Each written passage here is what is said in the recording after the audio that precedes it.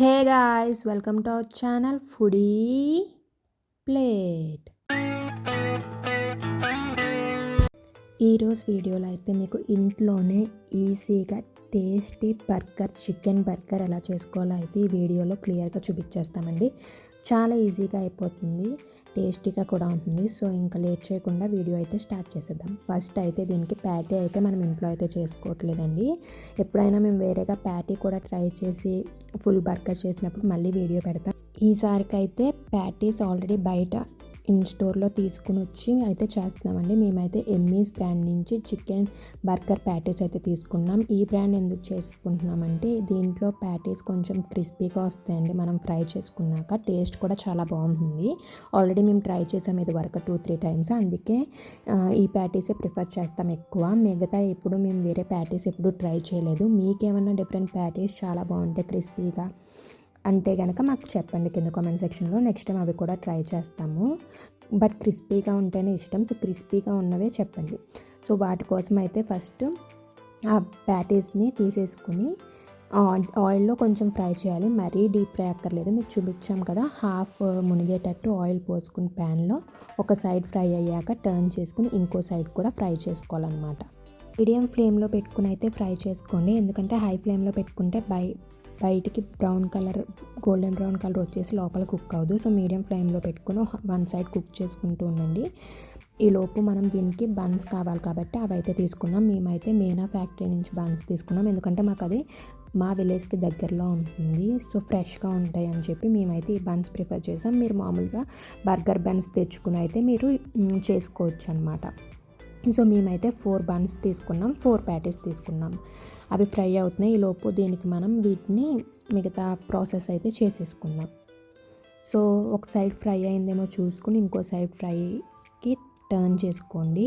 కొంచెం అయ్యాక అలా 2 సైడ్స్ ఈక్వల్గా బ్రౌనిష్ కలర్ వచ్చేంత వరకు అయితే మనం ఫ్రై చేసుకోవాలండి, టర్న్ చేసుకుంటూ మధ్యలో. సో దట్ మాడకుండా ఉంటాయి. చూసారుగా లైట్ బ్రౌనిష్ కలర్ వచ్చింది. మొత్తం అంతా ప్యాటీ అంతా అదే కలర్ మనకు రావాలన్నమాట. సో టర్న్ చేసినప్పుడు జాగ్రత్తగా టర్న్ చేసుకోండి, సో దట్ అది బ్రేక్ అవ్వకుండా ఉంటుంది. సో ఇప్పుడు ఆ ఫ్రై అయ్యేలోపు బన్స్ని అయితే మనం మధ్యలోకి కట్ చేసుకోవాలి, ప్యాటీ అది ఫిల్ చేసుకోవడానికి. అలానే మొత్తం ఎడ్జ్ దాకా కట్ చేసుకోవద్దు, చివరిన కొంచెం అటాచ్ ఉంచేయండి. అప్పుడు మనకి తినడానికి అది మధ్యలో ఒక సైడ్ నుంచి ప్యాటీ బయటకు రాకుండా ఉంటుందన్నమాట. సో చూసారుగా అలా అనమాట, మీకు వీడియోలో చూపించే విధంగా అలా 4 బన్స్ మధ్యలోకి కట్ చేసేసుకొని పెట్టుకోండి పక్కన.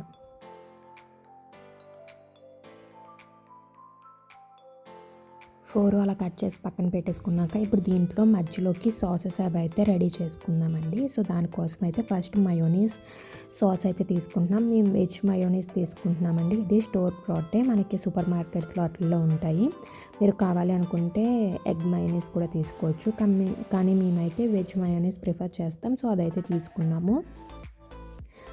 అండ్ అలాగే మీకు చూపించాం కదా టమాటో కచప్ అనమాట, అది కూడా తీసుకున్నాము.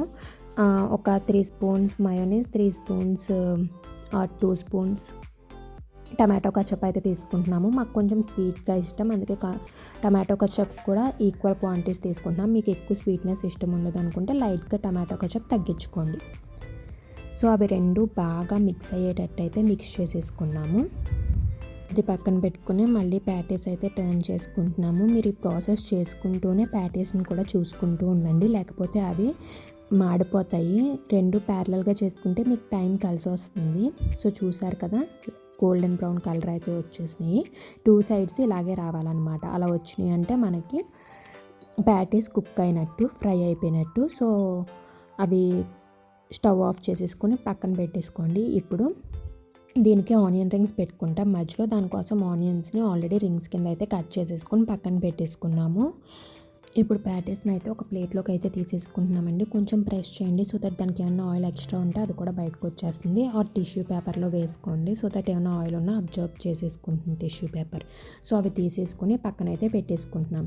ఇప్పుడు మెయిన్ ప్రాసెస్లోకి అయితే వెళ్ళిపోదాము. ఇప్పుడు ఆల్రెడీ బన్స్ కట్ చేసుకున్నాం కాబట్టి ఇప్పుడు ఆ బన్ మధ్యలోకి ఓపెన్ చేసి దీంట్లోకి మనం చీజ్ అయితే యాడ్ చేసుకుంటాం. సో దానికోసం మేము అమూల్ చీజ్ తీసుకున్నాము. మీరు ఏ బ్రాండ్ చీజ్ అయినా తీసుకోవచ్చు, మీకు నచ్చింది. సో ఇప్పుడు బన్స్ ఓపెన్ చేసుకుని దాంట్లో ఆల్రెడీ మనం మిక్స్ చేసి పెట్టుకున్న సాసెస్ ఉన్నాయి కదా, అది యాడ్ చేసుకోండి. అది పెట్టుకుని స్ప్రెడ్ చేసేసుకోండి మొత్తం ఆ బన్ అంతా స్ప్రెడ్ అయ్యేటట్టు. 2 సైడ్స్ రాసుకోవచ్చు, లేదు ఇలా 1 సైడ్ అయినా ఎక్కువ రాసుకోవచ్చు. సాస్ మొత్తం స్ప్రెడ్ చేసేసుకున్నాక ఇప్పుడు దానిపైన ఆనియన్ రింగ్స్ ఆల్రెడీ కట్ చేసి పెట్టుకున్నాం కదా, ఆనియన్ రింగ్స్ అయితే పెట్టేసుకోండి. ఒక 2 to 3 ఆనియన్ రింగ్స్ పెట్టుకుని దానిపైన మనం ఆల్రెడీ ఫ్రై చేసి పెట్టుకున్న ప్యాటీని పెట్టుకోండి. తర్వాత దానిపైన అయితే చీజ్ షీట్స్ తీసుకున్నాం కదా, అది హాఫ్ చేసుకుని అయితే వేసుకున్నాం, మాకు సరిపోతుంది. మీరు చీజ్ లవర్స్ అయితే ఫుల్ కూడా వేసేసుకోవచ్చు. అది పెట్టుకున్నాక దానిపైన కొంచెం ఆరిగానో అలాగే కొంచెం చిల్లీ ఫ్లేక్స్ అయితే యాడ్ చేసుకుంటున్నాము. మీరు పిల్లలకి ఇచ్చేటట్టు అయితే చిల్లీ ఫ్లేక్స్ స్కిప్ చేసేయండి, స్పైసీగా ఉంటాయి కాబట్టి.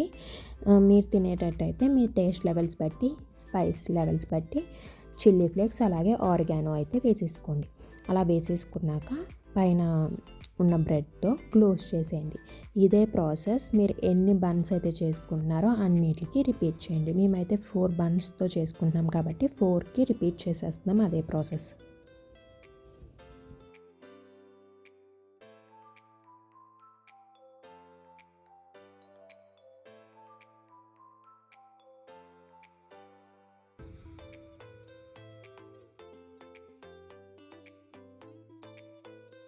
నెక్స్ట్ ఇప్పుడు అమూల్ బటర్ అయితే తీసుకున్నామండి.